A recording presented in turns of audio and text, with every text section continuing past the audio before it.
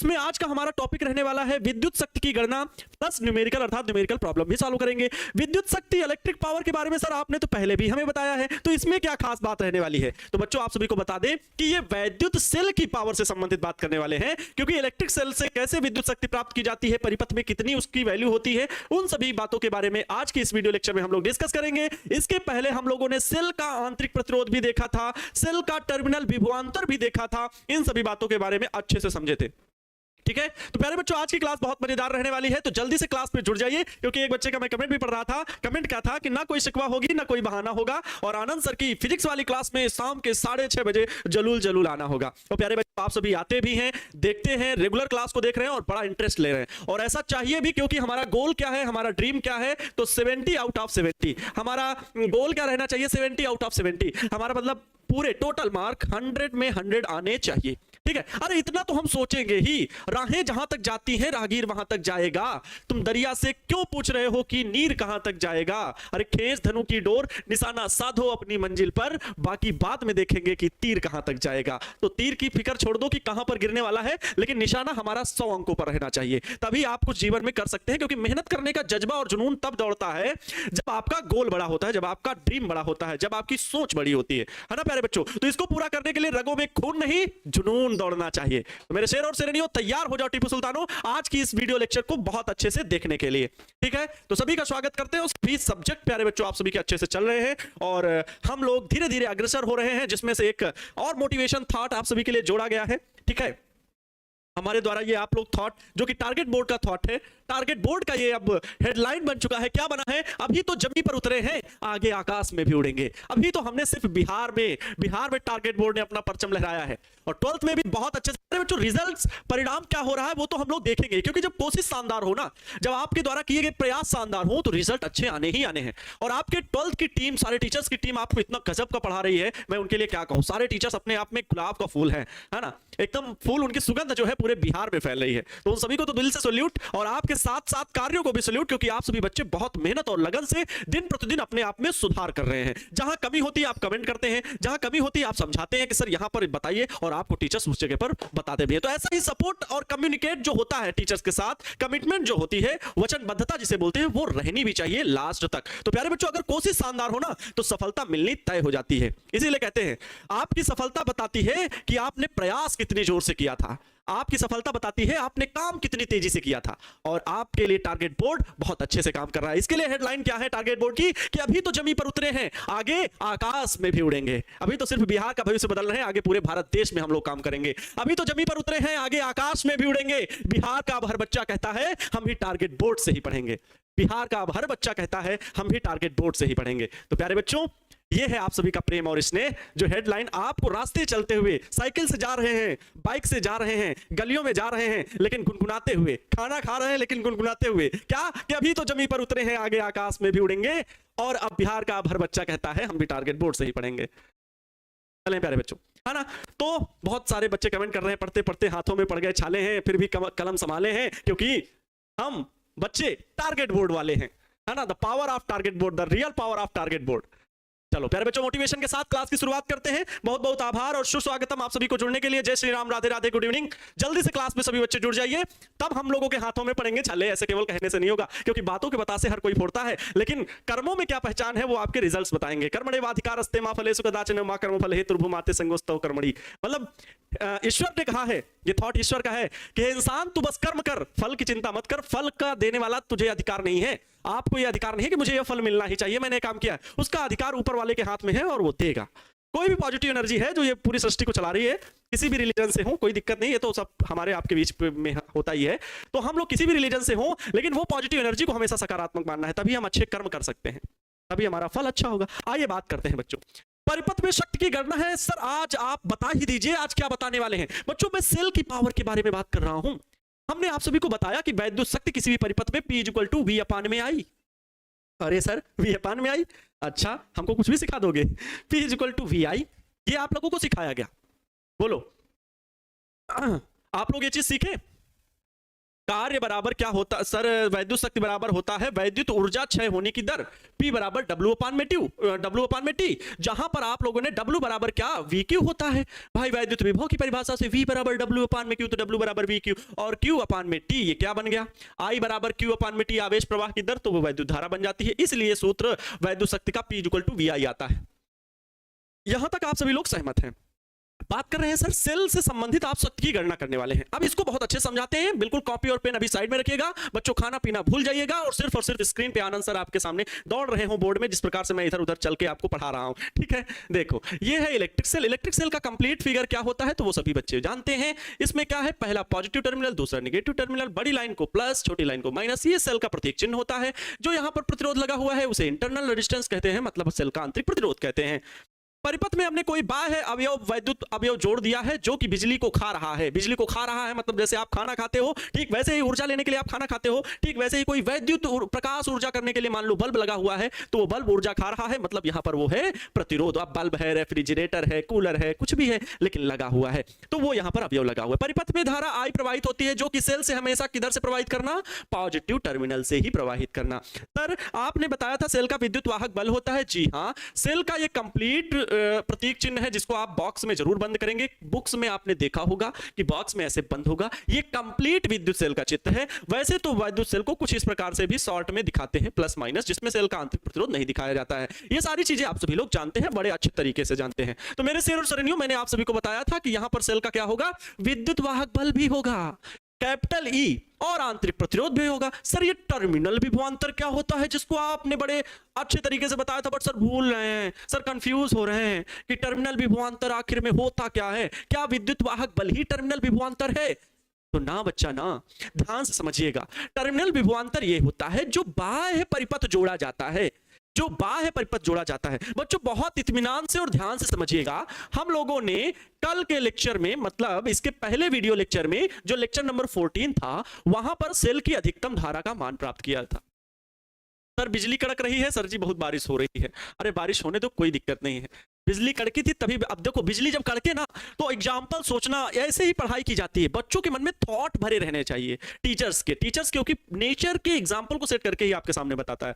मैंने बिजली से संबंधित क्या बताया था कि सर्वप्रथम थेल्स ने तो दिया था अंबर के रूप में कि वैद्युत आवेश होता है, लेकिन उसके बाद प्रामाणिक तौर पर इस प्रकृति में सबसे बड़ी बिजली का स्रोत जो बताया गया था, तो बेंजामिन फ्रैंकलिन सर ने क्या किया था, हवा में पतंग को उड़ाया था। जो कि रिसर्च आपको बुक्स में ये नहीं मिलेगी, ये रिसर्च आपको बुक्स में नहीं मिलेगी, फिर भी मैंने आप सभी के सामने एक्सप्लेन किया था। अरे उड़ी उड़ी जाए, उड़ी उड़ी जाए, दिल की पतंग देखो उड़ी उड़ी जाए।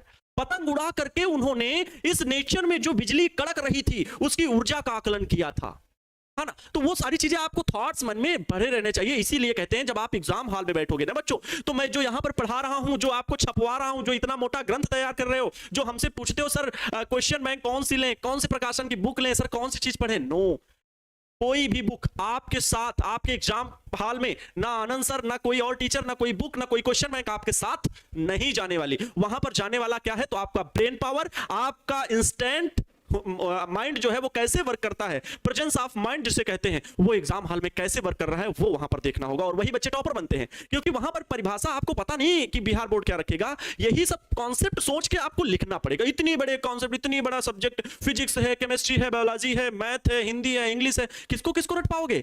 रटंति विद्या अवंति नाही, ठसंति भोजन पचंति नाही, ये बातें हमेशा याद रखना। तो थॉट जो मन में भर दिए जाते हैं, उनके थ्रू आपके पास जो नॉलेज इनपुट हुई है, जो आपके अंदर गई है, आपके भेजे में बैठी है, वो हमेशा कंजर्व्ड रहनी चाहिए, नियत रहनी चाहिए, कांस्टेंट रहनी चाहिए, वो हटनी नहीं चाहिए, फिर बदले ना कि भटक गई।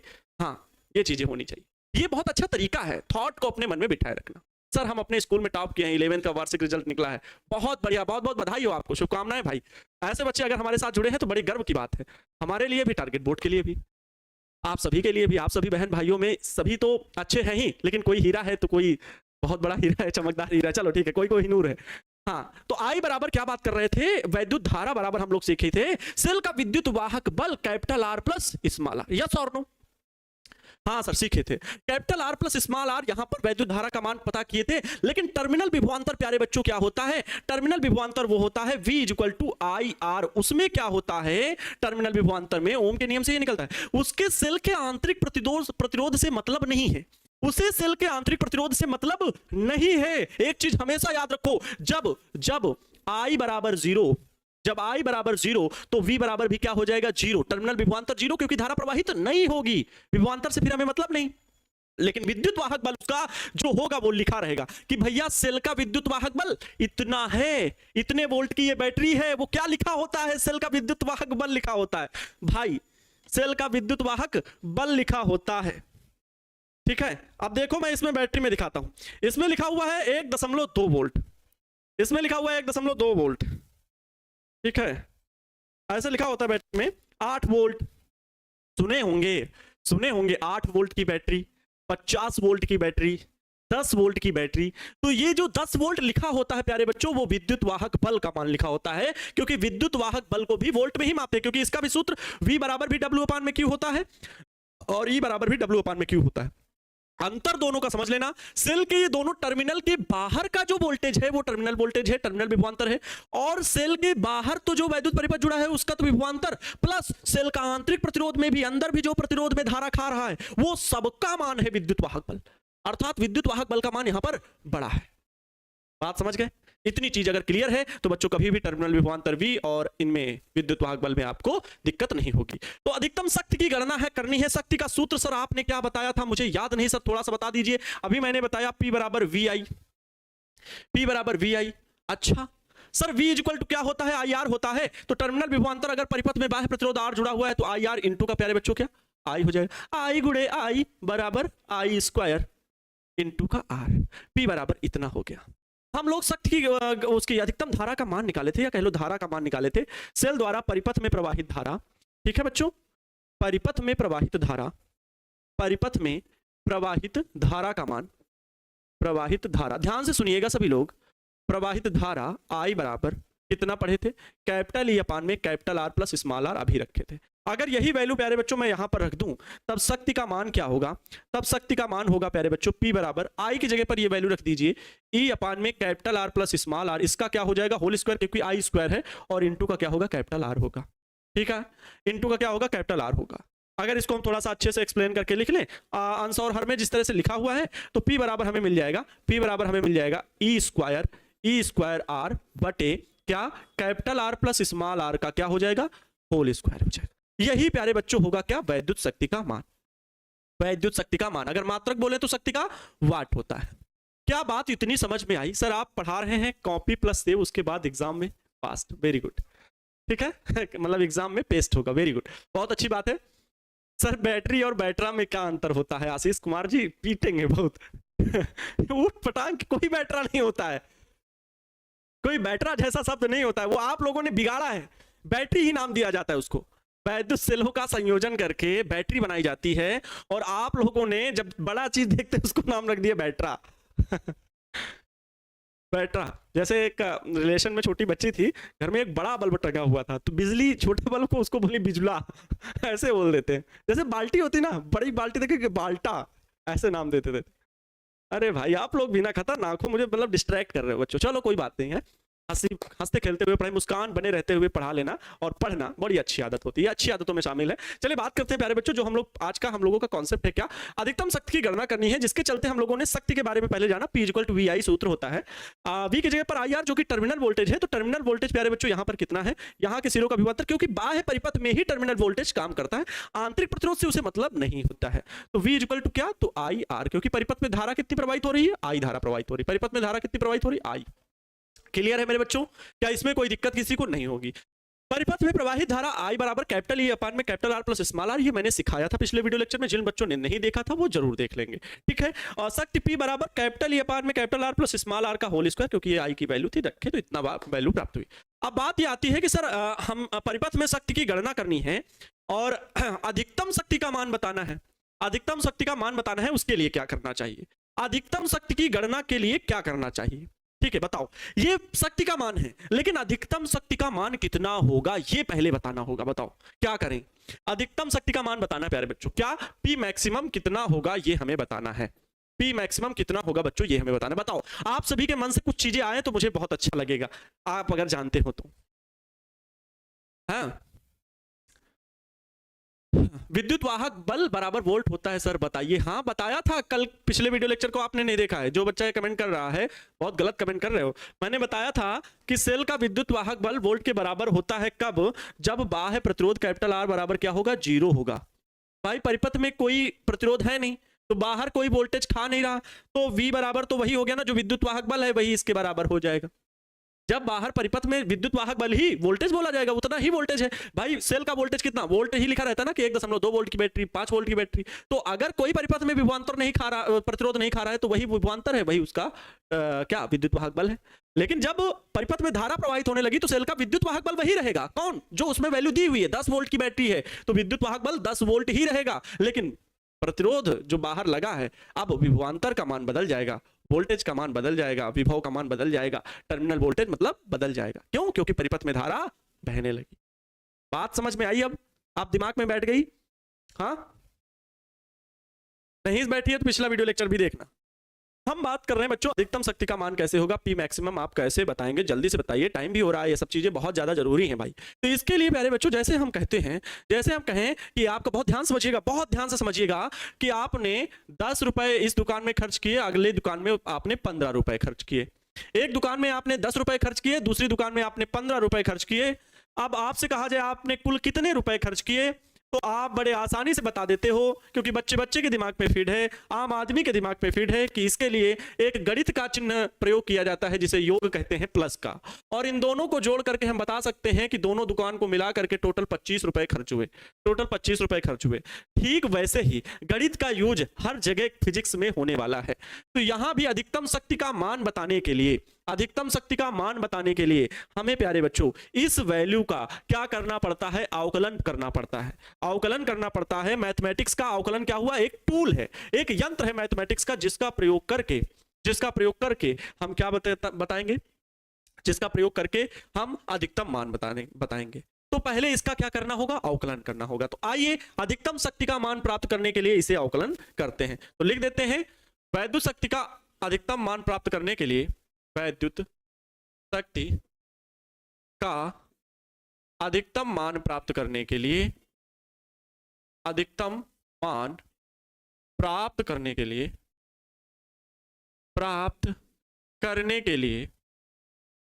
अवकलन करते हैं। अवकलन करने पर, ये लिख लीजिए, अवकलन करने पर, ठीक है, अवकलन करने पर। तो इसका अवकलन किसके सापेक्ष करना पड़ेगा? कौन है जो विद्युत वाहक बल और विभवांतर में अंतर उत्पन्न करता है? तो वो है परिपथ का बाह्य वैद्युत प्रतिरोध। यही वह कारक है जो बिजली खाता है, जो वैद्युत धारा को खाता है, ठीक है।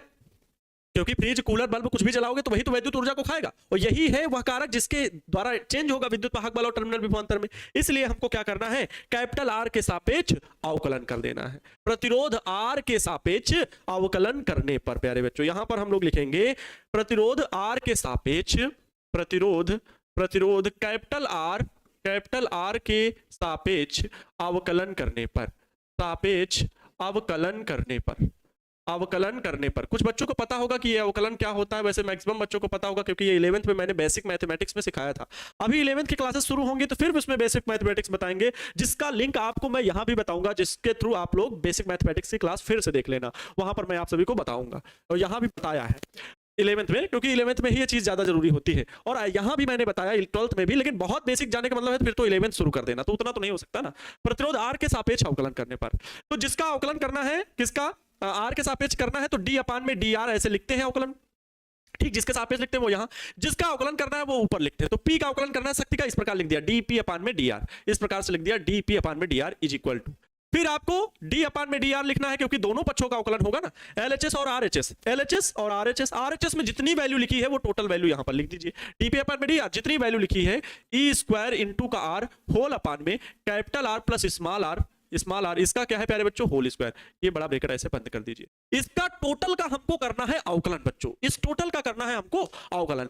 ध्यान से देखना, अब यहां पर आर के सापेक्ष करना है तो ई कांस्टेंट रहेगा, ई की हम लोग बाहर कर लेंगे, अर्थात इसे कुछ इस प्रकार से हम लोग लिखेंगे, ई स्क्वायर को बाहर कर लेंगे तो डी अपान में डी आर डी अपान में डी आर, ब्रेकेट बनाएंगे, आर है आर लिख देंगे, कैपिटल आर अपान में capital R plus small R का होल स्क्वायर है तो capital R plus small R का होल स्क्वायर लिख देंगे, बड़ा ब्रेकेट बंद कर देंगे। इस टोटल का अवकलन करना है, डीपी अपान में डी आर, इस तरफ तो अवकलन करने योग्य कुछ है नहीं, यही बार बार नीचे लिखते जाएंगे और इसका अवकलन होगा।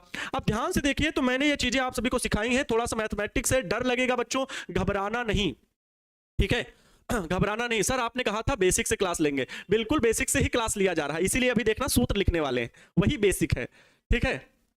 देखो देखो सूत्र बता रहे हैं, अंश और हर में लिखा हुआ है तो अवकलन का सूत्र देखो, अंश और हर के लिए अंश बटे हर का अगर सूत्र लिखे हम, ये बेसिक है, अब ये ध्यान से पढ़ लेना, अंश बटे हर डी अपान में डी एक्स, मान लो एक्स के सापेक्ष अवकलन करना हो, किसका, अंश बटे हर का, अंश बटे हर का एक्स के सापेक्ष अवकलन करना, अंश में भी कुछ लिखा हो सकता है, हर में भी कुछ लिखा हो सकता है ना, तो वो यहां पर है, ध्यान समझिएगा, अगर इस प्रकार से कुछ वैल्यू दी हो, ये डी अपान में डी और आगे जो लिखा होता है ये है क्या, तो अवकलन का सिंबल है, बस इतना जान लो, ठीक है।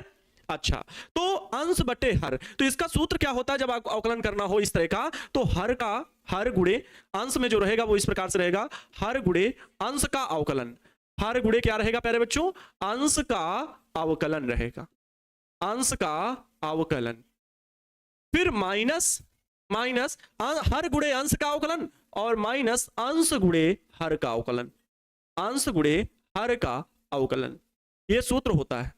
बटे में होगा टोटल के हर का वर्ग, क्या होगा, हर का वर्ग मतलब हर का स्क्वायर, ये हो जाएगा बच्चों क्या, आपका सूत्र हो जाएगा, ये आपका सूत्र हो जाएगा अवकलन का, जब अंश बटे हर के रूप में लिखा हो तो ये अवकलन का क्या हो जाएगा, सूत्र हो जाएगा।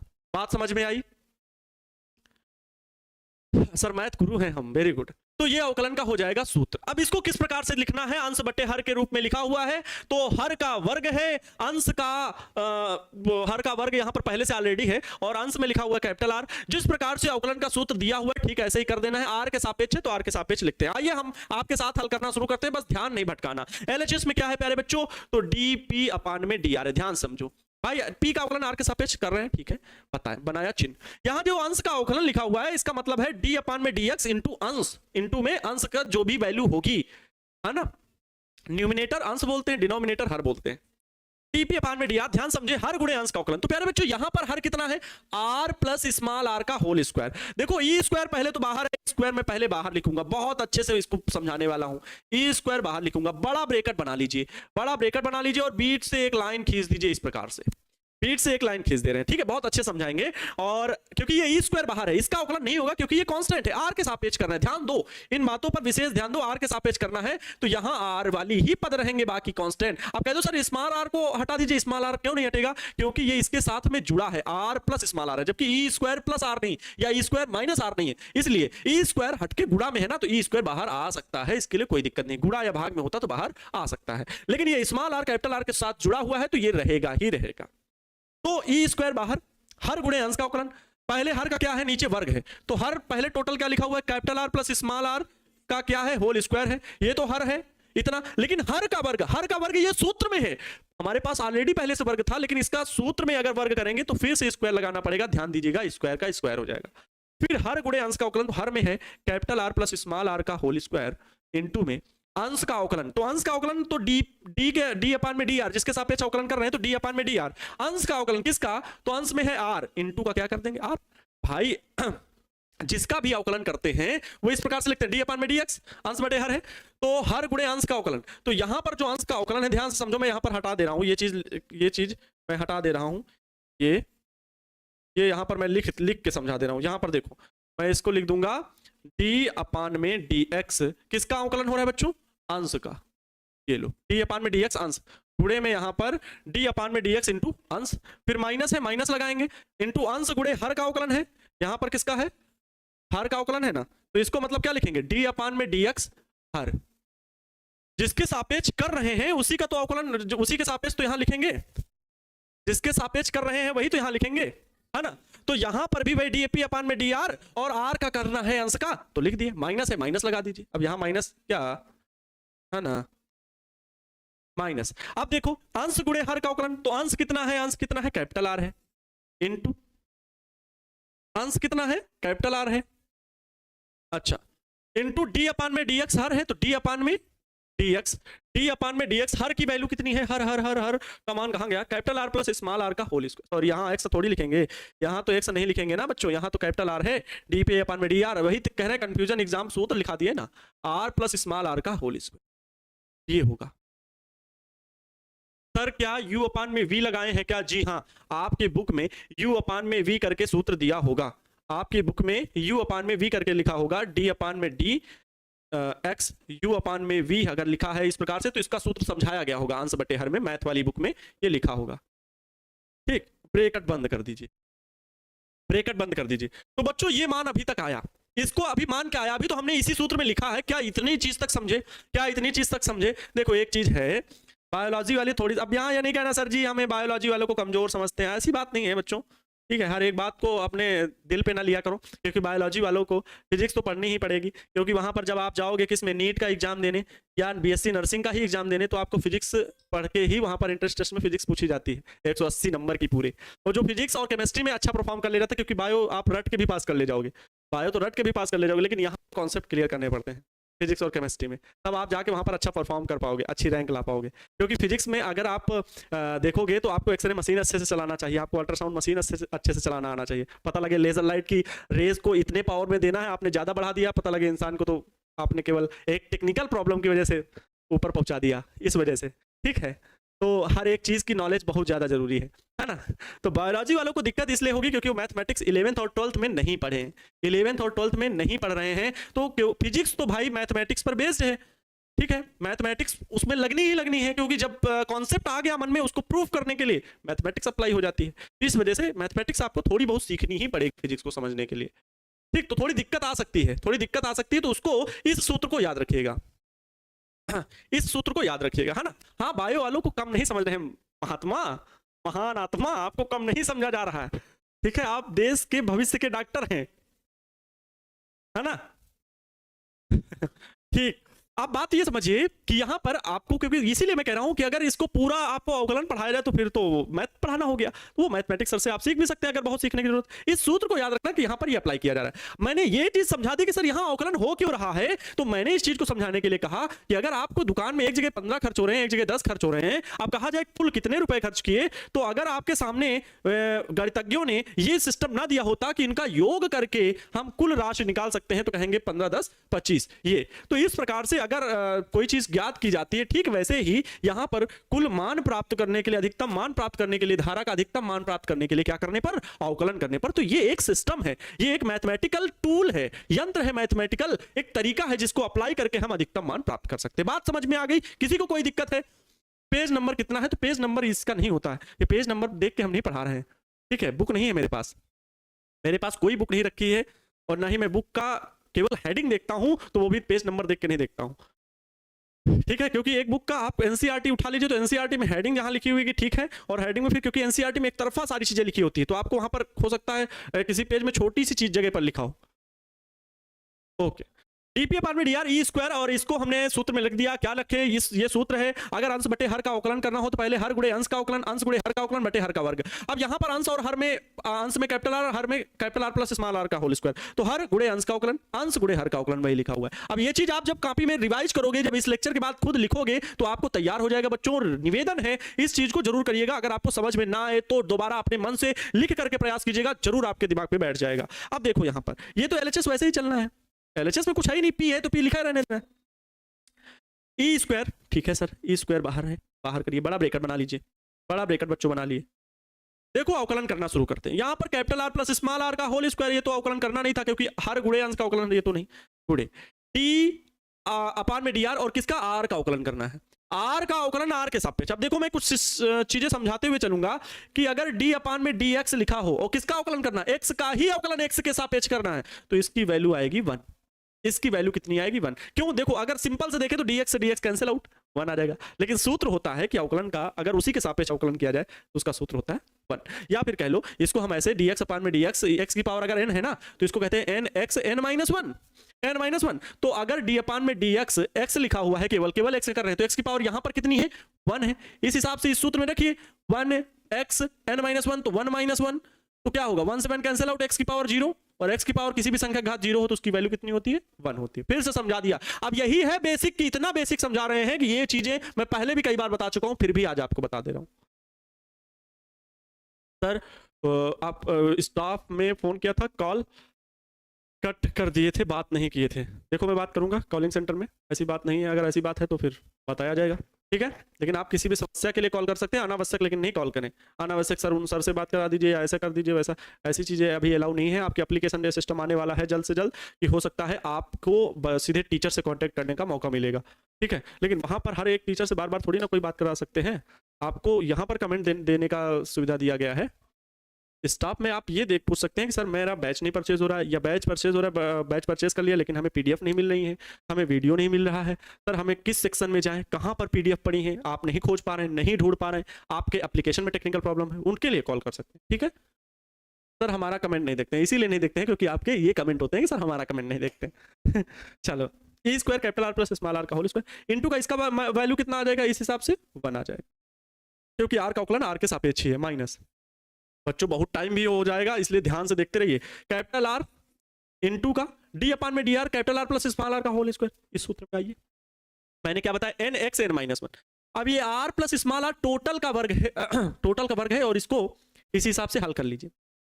एक्स की पावर एन, तो एन एक्स एन माइनस 1 मतलब एन कितना है 2 है, तो 2 लिखे, ये एन 2 है तो 2 लिख लिए भाई, इनटू का x की जगह पर कितना है, ध्यान समझो, x की पावर n है, ये टोटल कितना है x है, मान लो x की पावर ये 2 कितना है n है, तो n x n माइनस 1, तो n x में कितना है r प्लस स्मॉल r, और ऊपर n माइनस 1 मतलब 2 माइनस 1, 2 माइनस 1, ठीक है।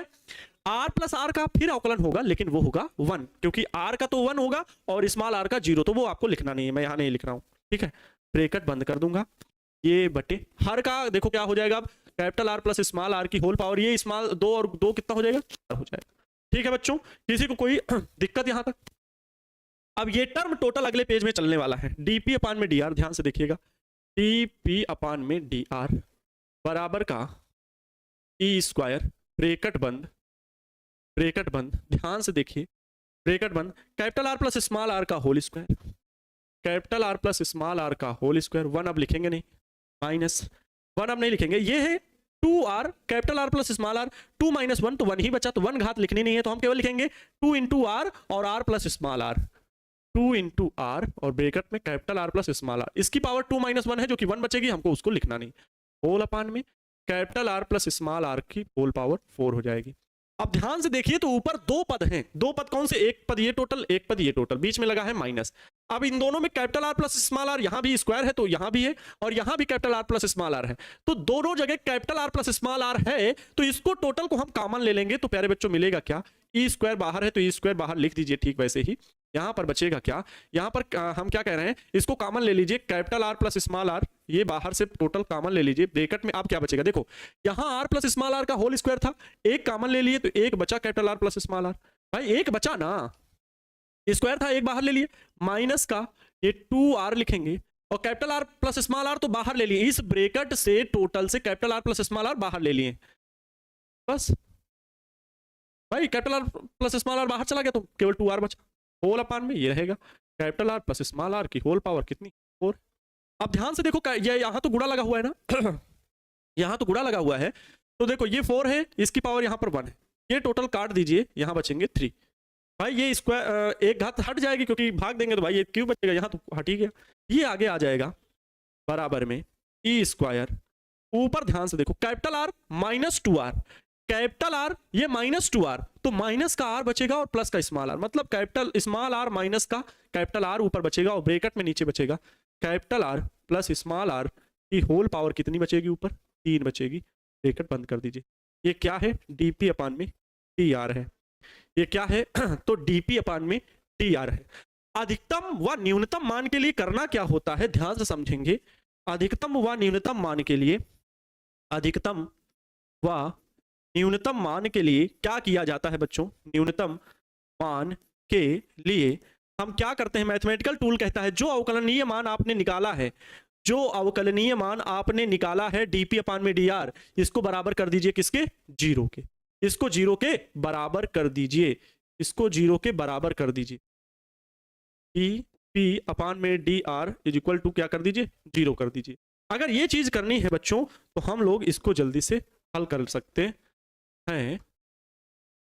देखो हम उधर ही हल कर देंगे इसको। क्या कह रहे हैं, मतलब इस टोटल वैल्यू को 0 के बराबर कर दीजिए। क्या, ई स्क्वायर ब्रैकेट में है small R minus capital R whole upon में, देखो इसको एक, हाँ स्मॉल आर, ओहो हो, small R minus capital R और अपान में है आर प्लस स्मॉल आर का होल क्यूब, ब्रैकेट बंद कर लीजिए। इसको किसके बराबर करना है, डीपी अपान में डी आर, जो कि हम कह रहे हैं क्या 0 के बराबर करिए, क्योंकि अधिकतम और न्यूनतम मान के लिए ये किया जाता है, हम मान प्राप्त करने के लिए कर रहे हैं। अगर इसके बराबर 0 करेंगे, ध्यान समझिए, ई स्क्वायर गुणा में है उधर जाएगा, ये भाग में है उधर जाएगा तो 0 हो जाएगा। तो टोटल हम अगर कह लें E square whole upon capital R plus small R का जो होल क्यूब है इनटू का आर माइनस कैपिटल आर बराबर 0, तो ये टोटल वैल्यू जाके उधर 0 हो जाएगी। Small R minus capital R बराबर 0, तो स्मॉल आर बराबर आएगा कैपिटल आर। अर्थात प्यारे बच्चों हम कहेंगे कि जो आंतरिक प्रतिरोध है, जो सेल का आंतरिक प्रतिरोध है, आंतरिक प्रतिरोध है, वो किसके बराबर होना चाहिए, बाह्य प्रतिरोध के बराबर होना चाहिए, बाह्य प्रतिरोध के बराबर होना चाहिए। ये हमारा कॉन्सेप्ट कहता है कि जो सेल का आंतरिक प्रतिरोध है वो बाह्य प्रतिरोध के अगर बराबर हो, बाह्य प्रतिरोध के जितना भी बाहरी अवयव लगा है उसका जो प्रतिरोध है उसके बराबर ही सेल का अगर आंतरिक प्रतिरोध है, तो सेल से अधिकतम शक्ति प्राप्त होगी, अधिकतम शक्ति प्राप्त होगी। ठीक है, अधिकतम शक्ति प्राप्त होगी। सर 0 क्यों लिए हैं, क्योंकि न्यूनतम व अधिकतम मान प्राप्त करने के लिए मैथमेटिक्स में अवकलन के पद को अगर हम शून्य के बराबर मानेंगे तो वो अधिकतम या न्यूनतम मान ही दिखाता है, अधिकतम व न्यूनतम मान ही बताता है। सर क्या आप जो पढ़ा रहे हैं सारा याद करना है या नहीं? अब देखो ये ऐसे कोई प्रश्न है जिनके जवाब देने के लिए मेरा सर चकरा जाता है, मैं चक्कर खा के बस गिरता नहीं हूं। ध्यान से सुनिए, ये याद किया नहीं जाता है। मैं पहले बता रहा हूं आपको, क्या बताएं, आप कहेंगे सर बताने लगते हैं कि डांटने लगते हैं। डांट नहीं है बच्चों, मैं आपको पढ़ा रहा हूं तो मैं क्या बोला हूं, और ना ये तारीफ में अपनी बोल रहा हूं। मैंने देखा है बहरहाल और प्लेटफॉर्म में कि टीचर्स बुक रखे रहते हैं, वैसे बुक रखना जरूरी है, ऐसा बात नहीं है कि आप रखिए नहीं, लेकिन अगर आप इस तरह के कॉन्सेप्ट में एक पद लिखने के बाद फिर बुक देख रहे हैं, तो जब आप बुक देख के पढ़ा रहे हैं बार बार, तो बच्चा कैसे एग्जाम हॉल में इसी चीज को लिखेगा, और याद करके ये चीजें नहीं जाई जाती हैं। ये स्टेप बाय स्टेप आपको हल करना आना चाहिए, आगे क्या होगा वो आना चाहिए। याद करके वैज्ञानिकों ने, गणितज्ञों ने गणित नहीं बनाई, फिजिक्स नहीं बनाई, याद करके किसी के चीज को हम रट के नहीं कोई काम कर सकते हैं। बात समझ रहे हो? इसका अगला स्टेप क्या होगा, तो वो आप इस सूत्र में रख रहे हो, फिर हल करते जा रहे हो, तो अपने आप ये वैल्यू हल होती जा रही है। एक घात आप याद नहीं करोगे कि यहाँ एक घात काटी गई थी तो यहाँ 3 आया था, ये याद नहीं किया जाएगा बच्चों। इसको आपको हल ही करना है कि यहाँ 3 आ गया। अब आगे इसका मान अधिकतम व न्यूनतम के लिए 0 होता है, ये कॉन्सेप्ट कहता है। कौन कहता है? कॉन्सेप्ट कहता है। ये बच्चों रटने वाला विषय नहीं है, आपको इसको 0, मैंने पहले बताया, ये आपका बायोलॉजी नहीं है, ये आपका हिंदी नहीं है, ये आपका इंग्लिश नहीं है, ये फिजिक्स है, ये मैथ है, ये केमिस्ट्री है। ये सब्जेक्ट आपको रटने नहीं होते हैं, इनमें कॉन्सेप्ट यूज होता है। बात समझ में आई बच्चों? ये रिक्वेस्ट है, ये नहीं कहना कि सर हमें डांट लगा रहे हैं, डांट नहीं लगा रहे हैं, वास्तविकता बता रहे हैं। इसीलिए मैंने फिजिक्स को ही नहीं बता रहा हूं, मैथमेटिक्स भी आपको फार्मूला याद रखना है, और उस फार्मूले पे अगर कोई वैल्यू पुट की जाएगी तो फिर हल करना आपको आना चाहिए, वो रटोगे नहीं। बात समझ गए? ओके, तो ये अधिकतम मान के लिए होता है, अर्थात हम यहां पर लिख दें बात कि अधिकतम मान के लिए, अधिकतम मान के लिए, अधिकतम मान के लिए सेल का आंतरिक प्रतिरोध के लिए, सेल का आंतरिक प्रतिरोध, आंतरिक प्रतिरोध, सेल का आंतरिक प्रतिरोध परिपथ के बाह्य प्रतिरोध के बराबर होना चाहिए, बाह्य प्रतिरोध के बराबर होना चाहिए, बराबर होना चाहिए, बराबर होना चाहिए।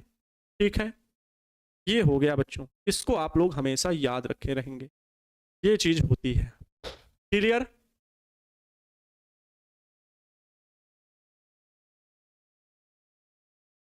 सर फिजिक्स समझ में नहीं आ रहा है और अभी तक चैप्टर ये नहीं समझ में आया है, तो आप रेगुलर या तो जुड़ नहीं रहे हैं, और फिर या तो आपने 11th भी स्किप किया होगा।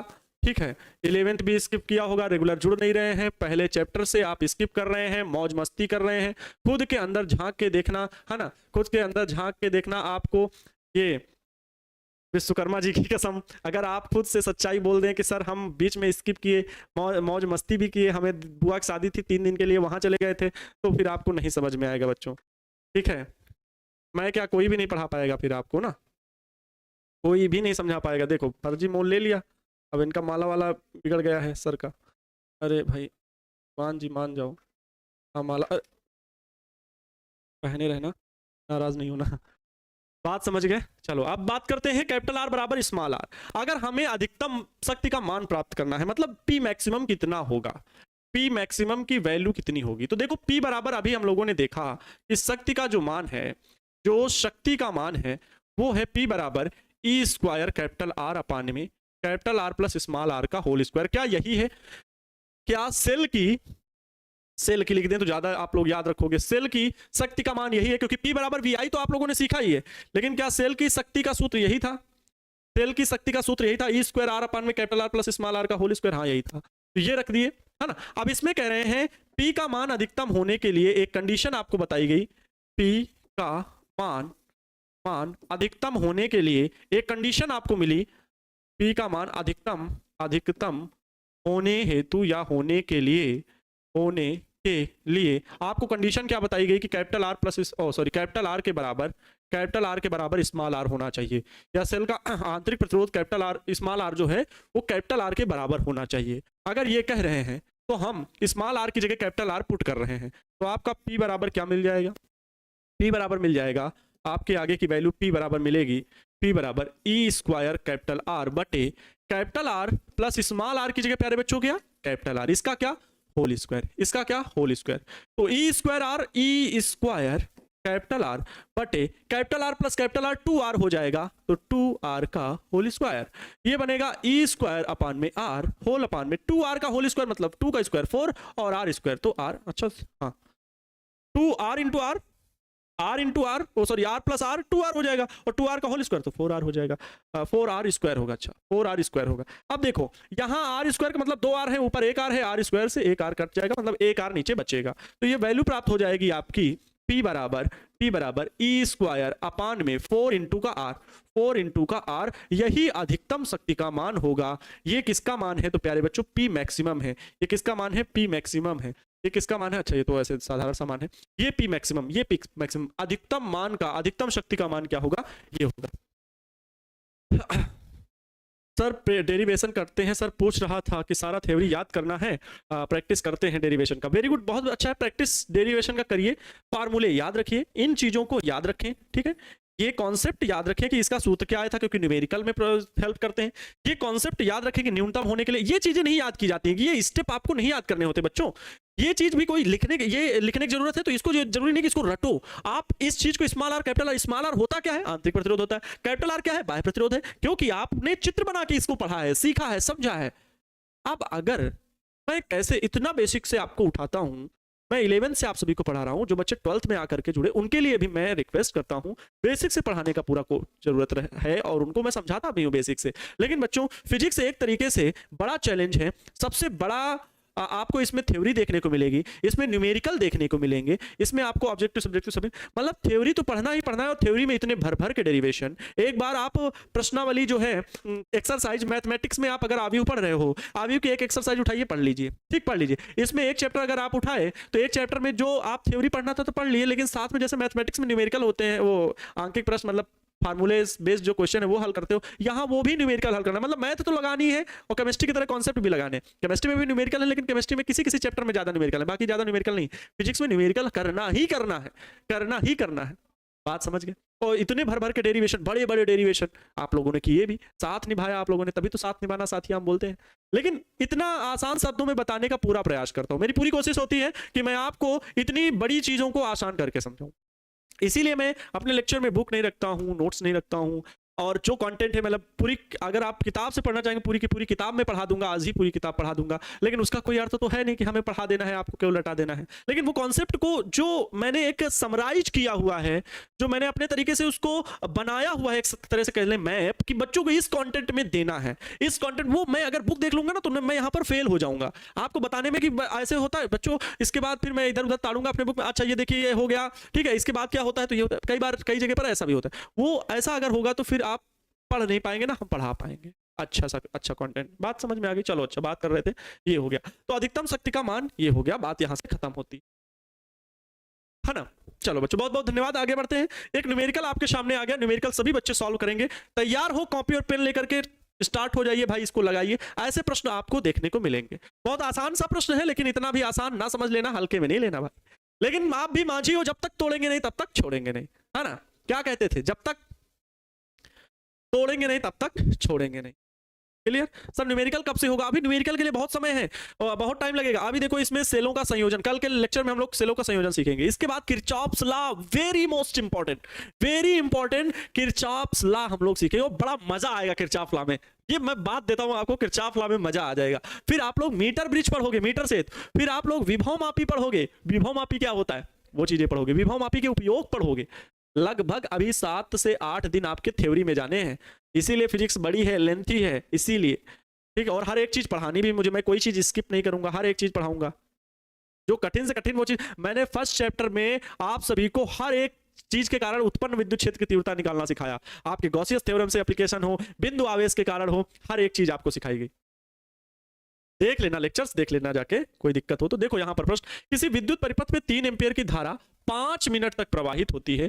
5 मिनट तक प्रवाहित करने के लिए, मतलब विद्युत परिपथ में 3 एम्पियर की धारा बच्चों कितने मिनट तक प्रवाहित करने के लिए? 5 मिनट तक प्रवाहित करने के लिए 1200 जूल कार्य करना पड़ता है। परिपथ में स्रोत का विद्युत वाहक बल ज्ञात कीजिए। मतलब ध्यान समझना, एक ये सेल है प्यारे बच्चों, एक ये सेल है और परिपथ में कोई बाह्य प्रतिरोध लगा हुआ है, ठीक है। सेल प्लस माइनस, विद्युत वाहक बल सेल का ई है।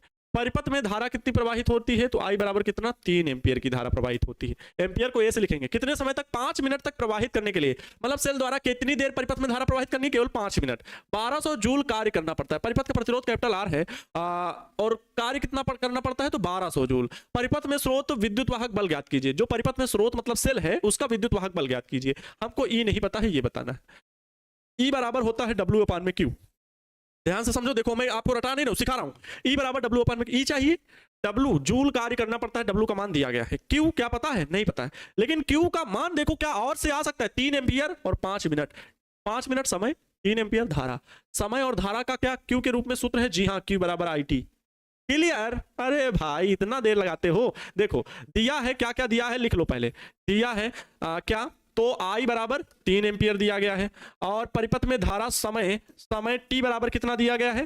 5 मिनट दिया गया है। इसे सेकंड में बदल लो क्योंकि एमकेएस पद्धति में सेकंड ही रहता है। 5 × 60, 1 मिनट में 60 सेकंड, तो 5 मिनट में कितने? 300 सेकंड हो जाएगा, ठीक है, 300 सेकंड हो जाएगा। ओके, प्रवाहित करने के लिए 1200 जूल कार्य करना पड़ता है। W बराबर कितना कार्य करना पड़ता है? तो 1200 जूल कार्य करना पड़ता है।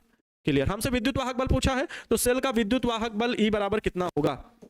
विद्युत वाहक बल, विद्युत वाहक बल, विद्युत वाहक बल कैपिटल ई बराबर डब्ल्यू अपान में क्यू से, डब्ल्यू अपान में क्यू से, यही सूत्र लगा दीजिए। तो ई बराबर डब्ल्यू अपान में क्यू से, थोड़ा सा देखेंगे, थोड़ा सा इसका सूत्र को चेंज तो कर लीजिए। ई बराबर डब्ल्यू अपान में क्यू बराबर प्यारे बच्चों क्या? I T. क्यू बराबर आई टी, यही रख रहे हैं ना, क्यू बराबर आई टी। कोई दिक्कत?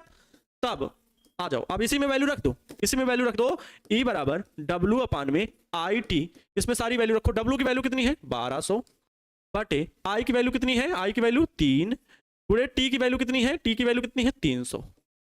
भाई 300 सेकंड है, काट पीट लीजिए। 0 से 0 गया, 0 ने 0 को मारा, 1 0 ने 0 को मारा, 3 चौके 12, 4/3 बना। क्या बना? 4/3। 4/3 का मतलब कितना होगा? 3 कम 3, 1.6 नहीं, 1.3, 1.3 ई इसका वोल्ट, 1.3 वोल्ट। 1.3 वोल्ट बच्चों इसका क्या हो जाएगा? आंसर हो जाएगा। 1.3 वोल्ट इसका आंसर हो जाएगा। 1.3 वोल्ट आंसर हो जाएगा। देखो कॉन्सेप्ट नहीं सीखोगे, न्यूमेरिकल कैसे लगाओगे? 1.3 13.3 नहीं होगा भाई, गलत आ रहा है। 4/3 वेरी गुड, ठीक है, वहां से भी छोड़ सकते हो, स्किप कर सकते हो, बट ये ज्यादा सही रहेगा 1.3 वोल्ट लिखना। बहुत अच्छा, मैक्सिमम बच्चों के यही कमेंट आ रहे हैं। क्लियर है सर? आप डाउट क्लास कब लेंगे? प्यारे बच्चों इस चैप्टर के खत्म होने के बाद मैं पहले चैप्टर को फिर से आपका डाउट क्लास लूंगा। दूसरे चैप्टर का डाउट क्लास लूंगा, तीसरे चैप्टर का डाउट क्लास लूंगा। पहले चैप्टर का क्वेश्चन बैंक भी हो सकता है करा दूं, दूसरे चैप्टर का भी क्वेश्चन बैंक करा दूंगा, तीसरे चैप्टर का भी क्वेश्चन बैंक करा दूंगा। पहले चैप्टर का मैराथन ले लूंगा, दूसरे चैप्टर का मैराथन ले लूंगा। ऐसा मैं योजना बना रहा हूं, क्योंकि प्यारे बच्चों अगले चैप्टर से मैग्नेटिज्म शुरू हो जाएगा। मैग्नेटिज्म मतलब चुंबकत्व की कहानी शुरू हो जाएगी, विद्युत के द्वारा चुंबक बनना, जिसमें हम ऑस्टेड सर के द्वारा पहले प्रयोग देखेंगे। फिर उसी में अब आगे हम लोग पढ़ते जाएंगे बायो-सेवर्ट का नियम, एम्पियर का परिपथीय नियम, फैराडे के नियम, प्रेरण के नियम। वहां पर हम लोगों को बहुत सारे कैलकुलेशन करने होंगे। तो पहले इन 3 चैप्टर का समराइज करेंगे, मेमोराइज करेंगे, पूरा कहीं से भी चूकने नहीं देंगे। देखो मेरी कोशिश है जीरो से हीरो बनाने की, कोई मैं केवल बोलता नहीं हूं, करने का पूरा प्रयास करूंगा। लेकिन देखो कहा जाता है ना, जब तालियां दोनों हाथ से बजती हैं, एक तरफ से अगर बोला जाए तो दूसरी तरफ से किया भी जाए। अगर रेगुलर मैं कह रहा हूं एक दो क्वेश्चन लगा लीजिए न्यूमेरिकल का, पिछले चैप्टर्स का अभी न्यूमेरिकल होंगे, मैं क्यों यहाँ पर एक दो न्यूमेरिकल बीच बीच में लाते रहता हूँ, टॉपिक से रिलेटेड ले आता हूँ। जैसे यहाँ विद्युत वाहक बल निकालना था, तो विद्युत वाहक बल का सूत्र आपको याद था तभी कर पाए। मैंने अनुगमन वेग से संबंधित फार्मूले से आपको करवाए, ओम के नियम से V = IR, इससे संबंधित आपको सवाल करवाए, ओम का नियम बना करके परिपथ बना करके 3-4 सवाल बताए थे, मुझे याद है। और दूसरा चीज आपको कार्बन प्रतिरोध के लिए BB Roy great boy very good wife, BB Roy great boy very good wife, इससे रिलेटेड आपको कार्बन प्रतिरोध से संबंधित भी 2 न्यूमेरिकल आपको बताए गए। तो प्यारे बच्चों ये तरीका मैं इसलिए कहता हूं कि कॉन्सेप्ट के बाद न्यूमेरिकल बता देता हूं 1-2, ताकि आपका न्यूमेरिकल ये रहे कि भूलो मत न्यूमेरिकल भी है। लेकिन अब कहते हो सर न्यूमेरिकल ही ज्यादा करवाने लगो, तो थ्योरी तो अभी बहुत बाकी है, केवल न्यूमेरिकल करवाने बीच में बैठ जाए तो ये तरीका नहीं है, ये किसी का भी तरीका नहीं है। अच्छा भाई थ्योरी तो पढ़ना, क्योंकि थ्योरी अगर आ गई, कॉन्सेप्ट आ गया, तो न्यूमेरिकल आप जल्दी लगाने लगोगे। न्यूमेरिकल प्रैक्टिस की चीज है, न्यूमेरिकल प्रैक्टिस की चीज है, वो रटने वाली या पढ़ने के लिए नहीं है। आपको फार्मूला याद है, कॉन्सेप्ट याद है, न्यूमेरिकल में अप्लाई करो, सीख जाओ।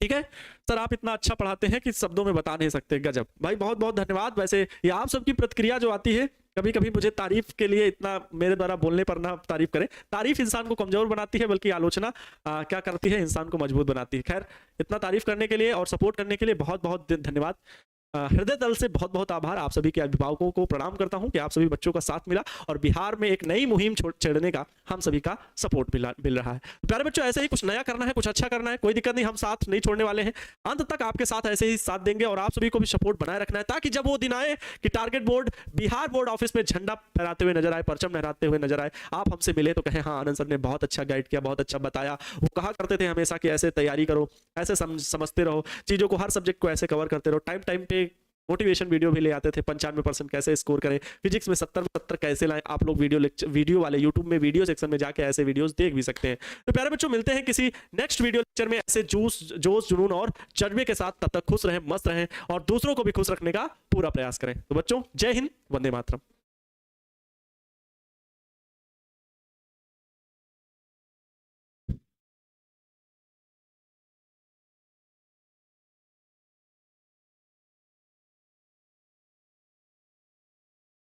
स्टार्ट करिए सर। जय हिंद मेरे प्यारे बच्चों, क्या हालचाल, कैसे हो आप सब? बेहतर होगे और आप सभी की पढ़ाई भी बिल्कुल बेहतरीन चल रही होगी। स्वागत करते हैं आज आप सभी की शानदार और मजेदार क्लास में, जिसमें हम सभी लोग सीख रहे हैं बिहार की इंटर की परीक्षा जो बच्चे देने वाले हैं 2025 में, उसमें सब्जेक्ट फिजिक्स से रिलेटेड विद्युत धारा, जो कि आपका चैप्टर नंबर 3 है according to NCERT, current electricity, जिसमें आज का हमारा टॉपिक रहने वाला है विद्युत शक्ति की गणना प्लस न्यूमेरिकल अर्थात न्यूमेरिकल प्रॉब्लम भी सॉल्व करेंगे। विद्युत शक्ति इलेक्ट्रिक पावर के बारे में सर आपने तो पहले भी हमें बताया है, तो इसमें क्या खास बात रहने वाली है? तो बच्चों आप सभी को बता दें कि ये वैद्युत सेल की पावर से संबंधित बात करने वाले हैं, क्योंकि इलेक्ट्रिक सेल से कैसे विद्युत शक्ति प्राप्त की जाती है, परिपथ में कितनी उसकी वैल्यू होती है, उन सभी बातों के बारे में आज की इस वीडियो लेक्चर में हम लोग डिस्कस करेंगे। इसके पहले हम लोगों ने सेल का आंतरिक प्रतिरोध भी देखा था, सेल का टर्मिनल विभवांतर भी देखा था।